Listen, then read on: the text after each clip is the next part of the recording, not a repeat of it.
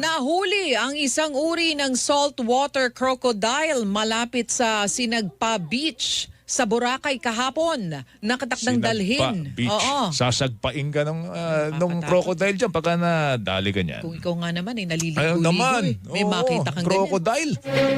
Nakatakdang dalhin ang buhaya sa shelter area ng Department of Environment and Natural Resources sa bayan ng Malay.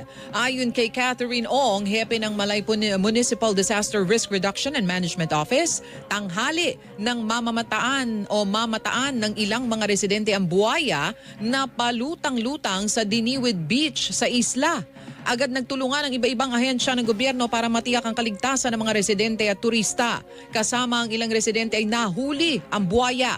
Sa gitna nito itiniyak ni Ong na ligtas ang baybayin ng Boracay para paliguan ng mga turista at mga residente. Walaan niyang buhaya sa isla at unang beses